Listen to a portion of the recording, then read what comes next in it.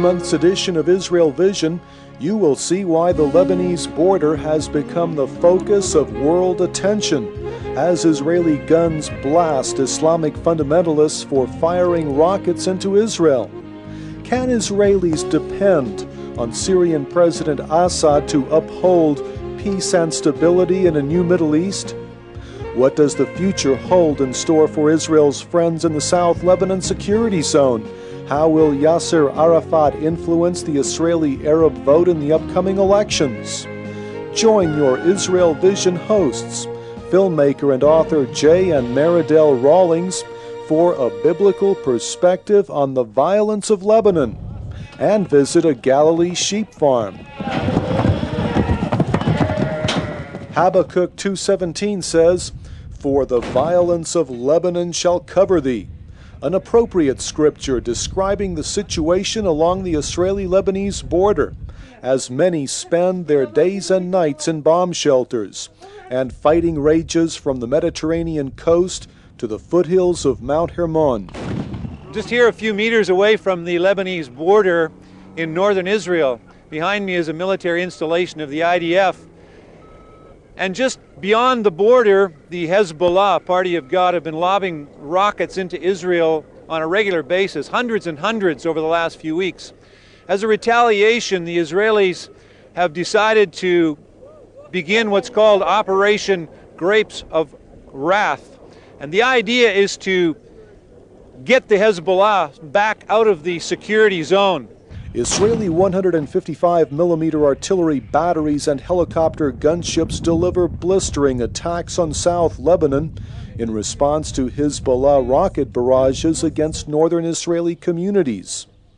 A principal target of the Islamic fundamentalists' rocket barrages is the town of Kiryat Shmona.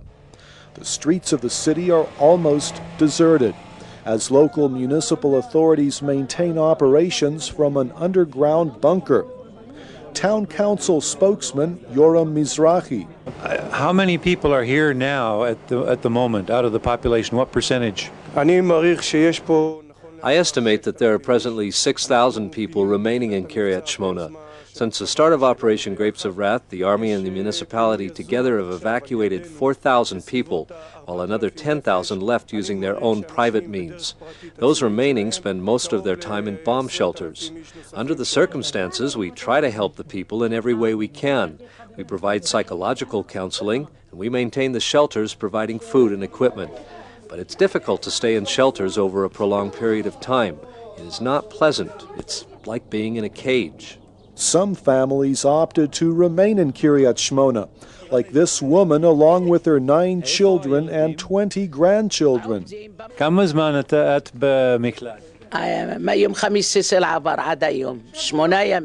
We've been in the bomb shelter for 8 days.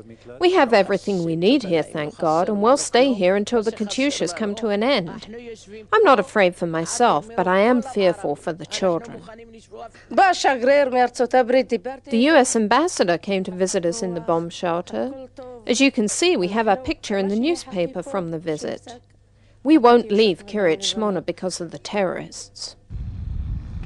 The fighting between the Israeli army and Hezbollah continues, exchanging the roar of outgoing artillery rounds for incoming rockets, many of which seem to explode in open fields and fruit orchards. Israelis long for peace, hoping that somehow this bout of fighting will eventually promote the peace process with Syria.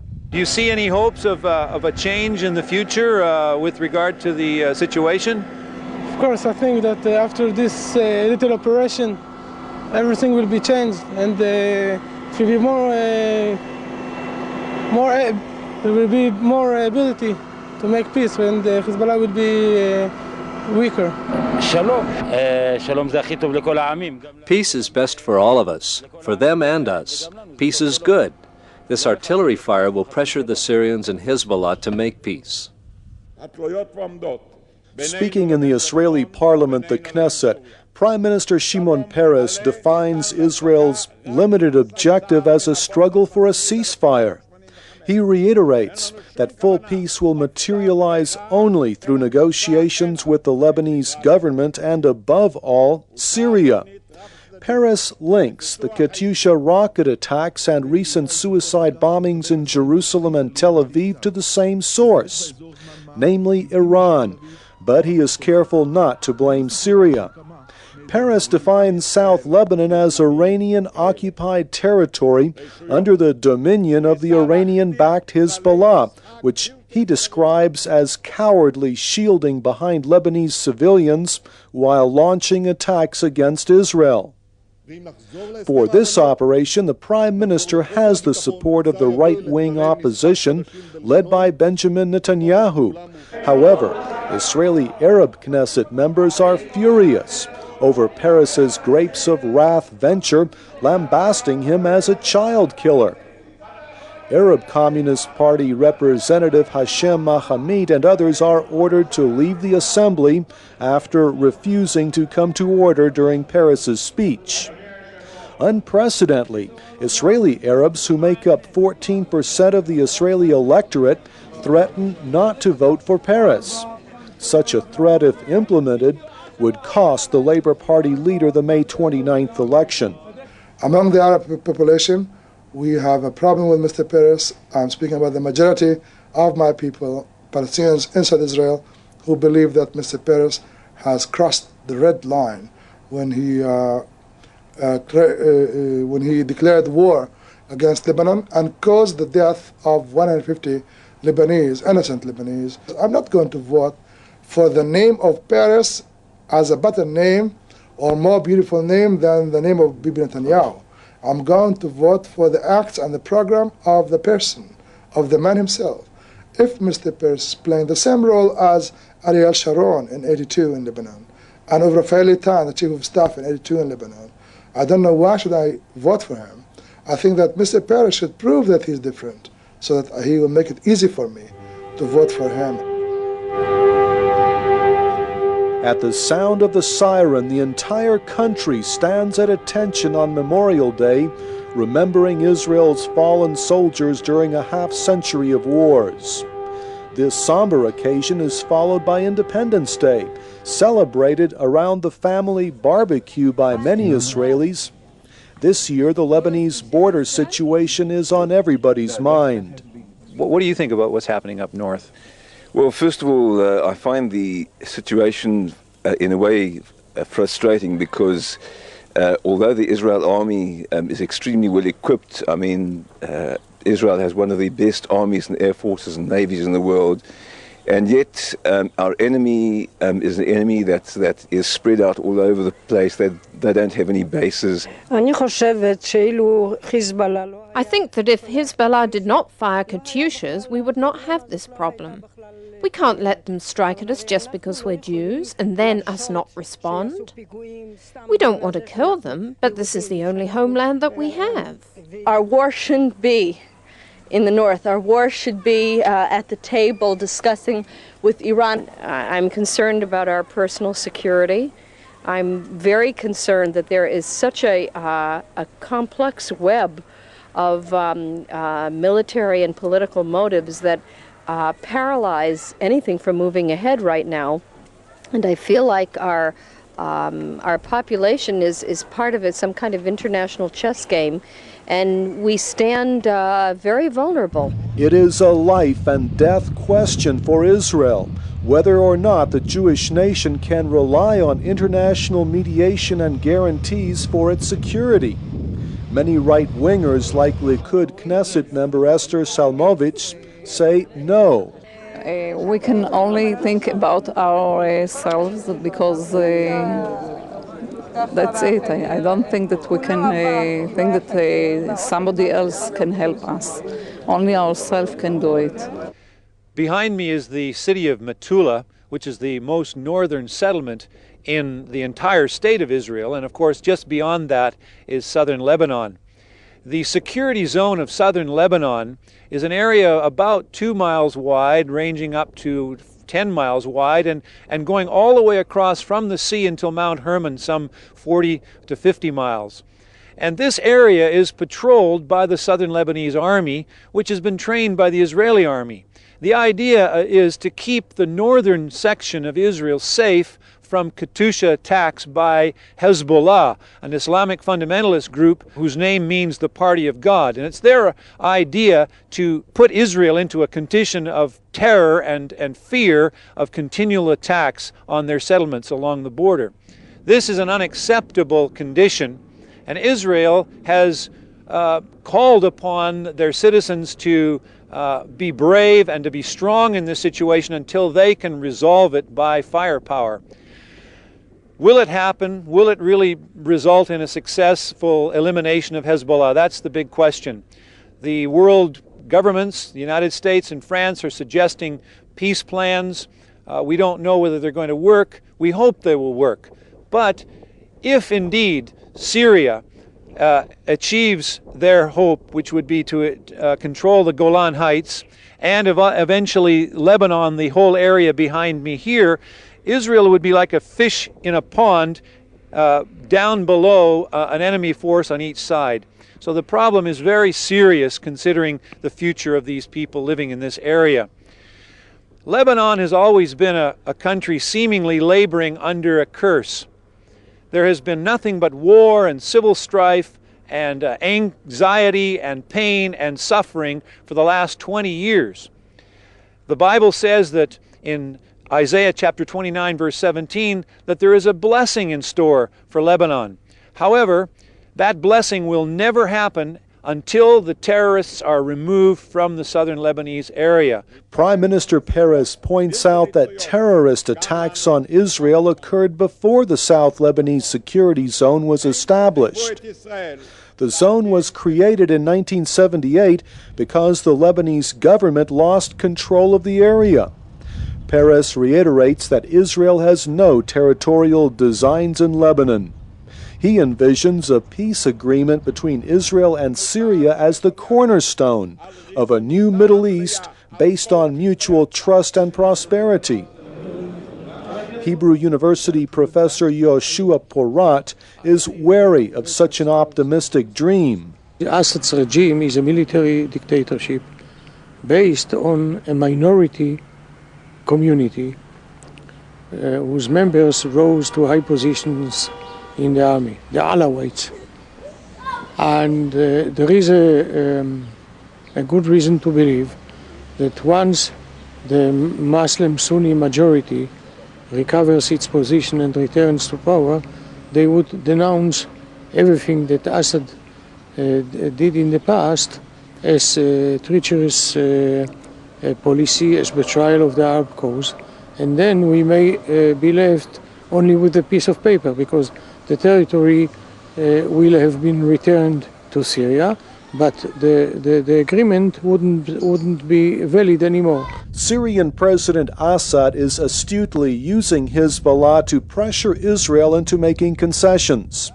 Assad seeks to convince Israeli decision-makers that the South Lebanon Security Zone is expendable.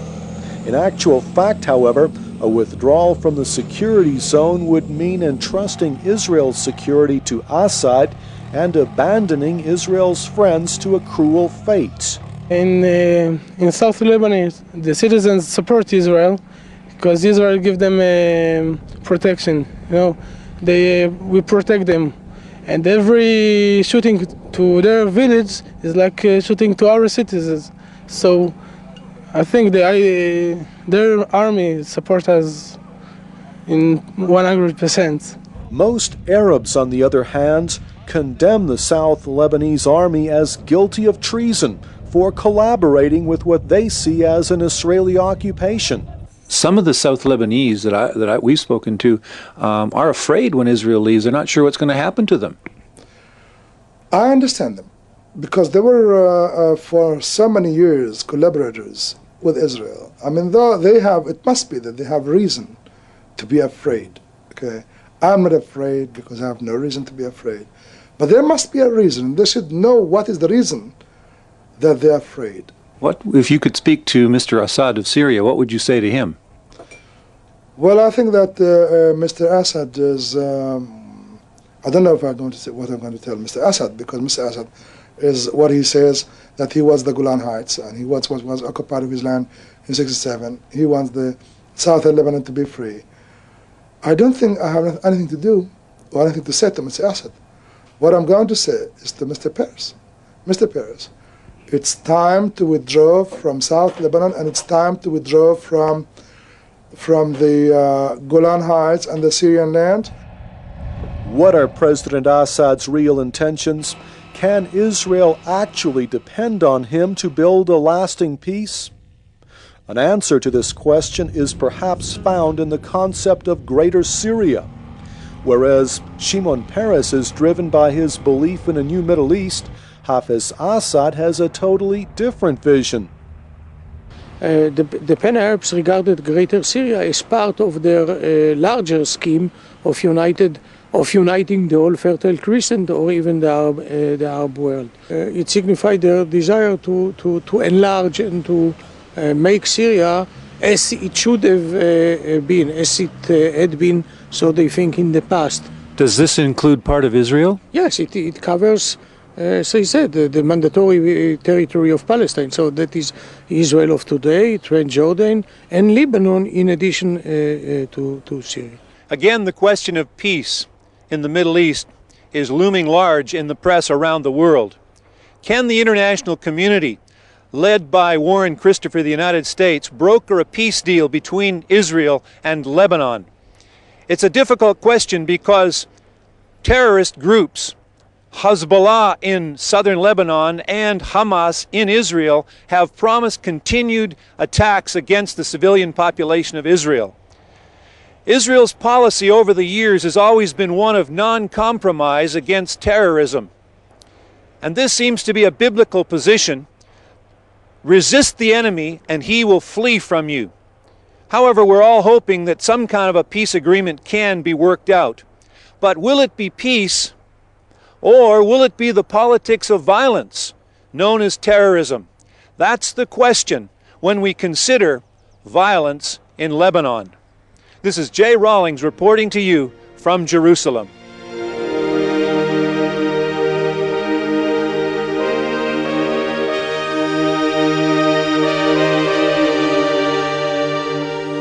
It is Friday, Sabbath Eve, as Adi Ellis picks up her husband Tal, returning from Army Reserve duty on the Lebanese border. The Ellis home is a sheep and goat dairy farm on Moshav Tzipori, the site of ancient Sepphoris, capital of the Galilee in the time of Jesus, about 4 miles northwest of Nazareth. Despite the rigors of the past week's military task, there is no rest for Tal, as the animals need milking. Twice a day, morning and evening, 350 sheep and goats are milked in groups of around 28 animals at a time. Today I'm standing in the goat pen of Tal and Adi Ellis's farm, and it's located right at the ancient city of Zippori, which was a special Galilean city in the time of Jesus.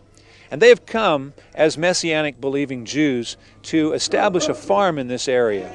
And I don't know of two harder working people than Tal and Adi Ellis, up at 4 a.m. in the morning, continually working day in and day out. And Tal serves in the Israeli army, and of course he's away from the farm many weeks of the year, sometimes up to 8 weeks, and that puts all the responsibility upon Adi to do all the milking and all the farm work along with the children. What are your hopes and aspirations for this farm, and what do you really need? Our hope and aspirations for the farm is that we can bless the body here in Israel, that we can use the farm in its different facets in order to bless people financially, spiritually, to be a witness to our neighbors of Messiah. More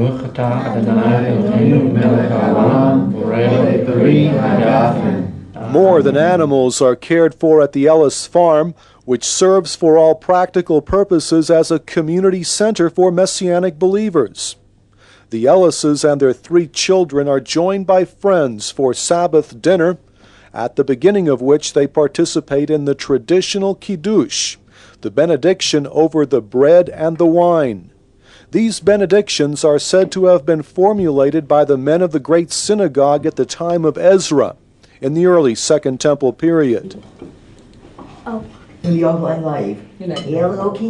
Dinner is followed by a time of prayer and Bible study in the Ellis's living room. It's great raising kids on a moshav. They have a lot more personal freedom, a healthy lifestyle. I think much better than what you would find in the city, in apartments in crowded conditions. What? We host a Bible study in our home bi-weekly, and believers from different areas of the Galilee come here at a central point. Tal and Adi's farm is a modern version of a tradition going back to biblical Genesis. Adam and Eve's son Abel was a keeper of sheep. Jacob shepherded Laban's goats and sheep and prospered by applying a type of genetic engineering. During 40 years, Moses kept the flocks of Jethro, his father-in-law, in the wilderness of Sinai, while David fed his father's sheep near Bethlehem, protecting them from the lion and the bear. Jesus related to the Galilean farmers, fishermen, and shepherds with references to flocks, sheep, and goats, so familiar to the rural people of his day. As a father and as a pastor here, how do you reach out to the people around you? What's the ways in which you can kind of share your life with them? I think it's very important for people to see how we live. They notice how we live. For example, when we've had volunteers here we've had many volunteers from Germany, and it's been a blessing for people in the area to see these volunteers working with us, living here at the farm, helping us. It's a good testimony. I think it's also important for people to realize that we are straight, that we don't try to cheat the system or find ways to go around the system, that we pay the taxes that we're supposed to pay, and that we don't find ourselves trying to work in a black market situation. It's sometimes very, very difficult, and I would say probably the majority of people do work in that way because they feel like they have no other choice. Is that one reason why you need to start a dairy?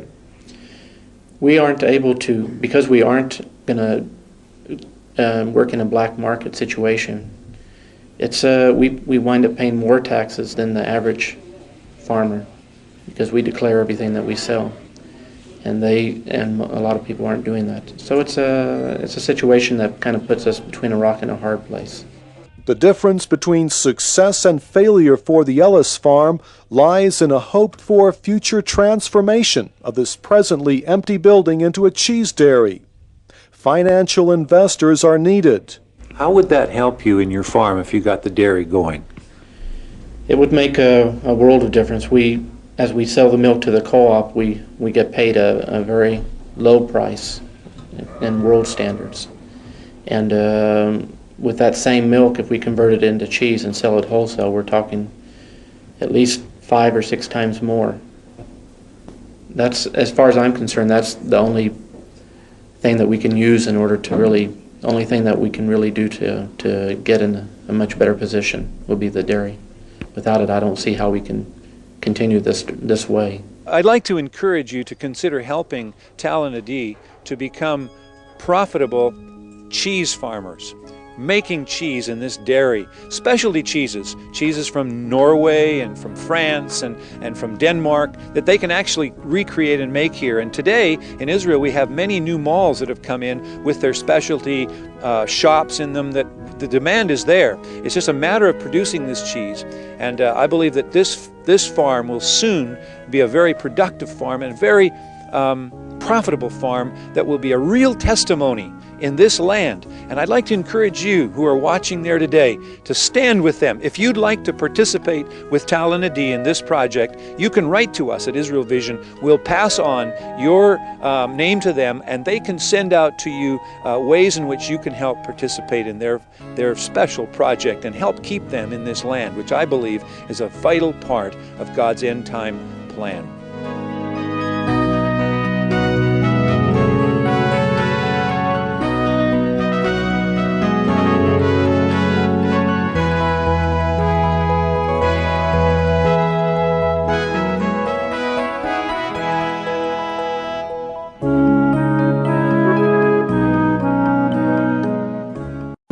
become a prayer partner with us for the peace of Jerusalem and the peoples of this region.